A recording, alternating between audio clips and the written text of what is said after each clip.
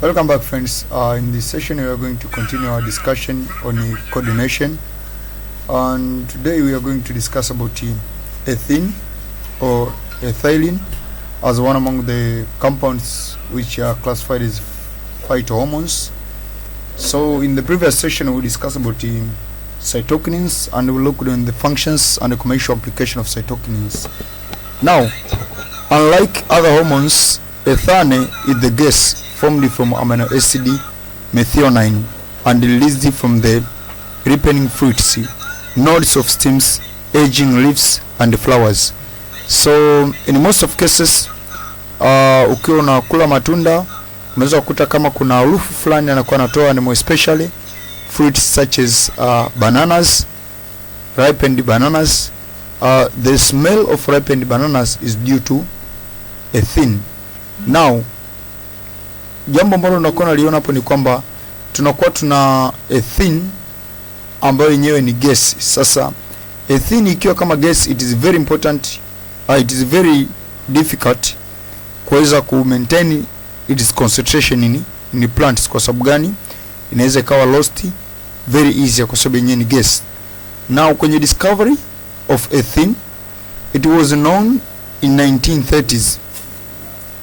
Ethane gas speeds up ripening of citrus fruits and affected the plant's growth in various ways. So this is ethene, so not ethane. So it was known as in 1930s that ethene gas speeds up the ripening of citrus fruits. Citrus fruits ni matunda yale yenye acid, especially here we are talking of oranges, lemons and things like that.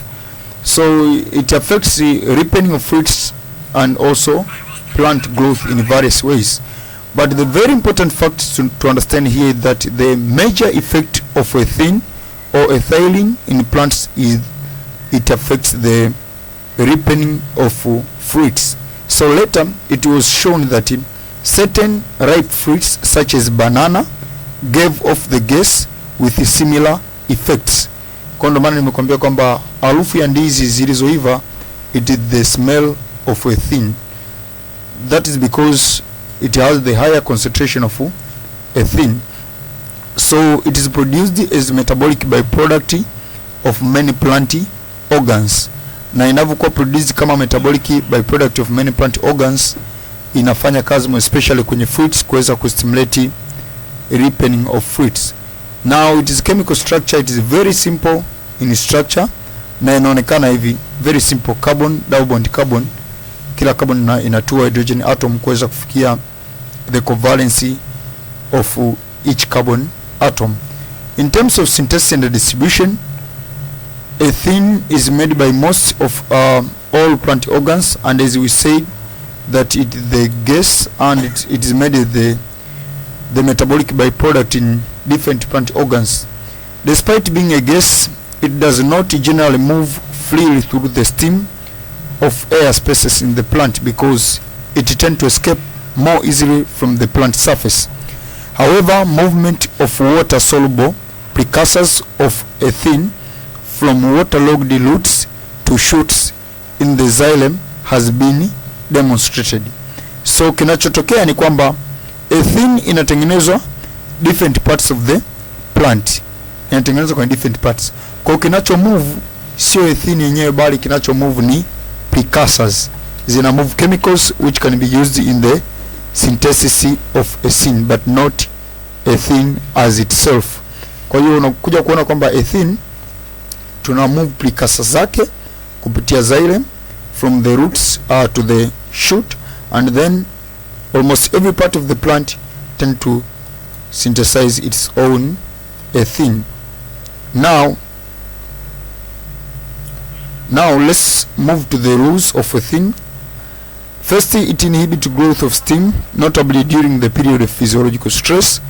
This is very important kwa sababu kama mmea unakuwa hauna maji au uko kwenye mazingira fulani ambayo ni very difficult for it to grow, then kinachotokea ni kwamba ule mmea unakuwa inhibited its growth.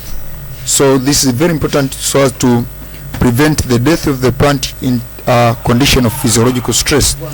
Then it breaks body dormants Kwa hiyo inavunja body dormants na inasababishia the growth of the lateral branches. Also to promote flowering in pineapples. Hii lulu inafanana na auxin pia zina promote flowering in pineapples. Then it promote fruit ripening. Hii nimekwambia ni major rule of Ethene. Hii effect ina uwezo kufanya Ethene peke yake. Only Ethene has the ability to promote ripening of fruits. Also it inhibits root growth. This effect is antagonistic to the effect of auxin, which tend to stimulate rooting. Also tend to promote abscission of fruits and leaves. This is different, or it is antagonistic with the effect of auxin, which tend to inhibit abscission. Now in commercial application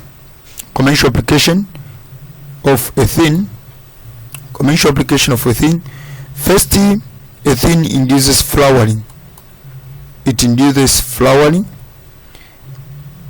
in pineapples. Kwa unaweza kupulizia kwenye mananasi ili yaweze kutoa maua, lakini it stimulates ripening of tomatoes and citrus fruits. Kwa unaweza kuchuma kama ni nyanya zimekomaa ukazispread with Ethene, then zikaiva because it stimulates ripening. And then it is applied to rubber tree to stimulate the flow of latex. Kwa rubber tree ini mmea ambayo ukikati unako inaanza kutoa rubber au latex. Kwa the spreading of the rubber tree with the Ethene tend to increase the secretion of latex. Thank you everybody. This marks the end of our session, and in the next session I will be discussing about the abscisic acid. If you need these notes, you may click the link in the description below, and you may join my Telegram group, or you may contact me directly, and then you can get these hard copy notes. Thank you everybody. Let me wish you nice studies.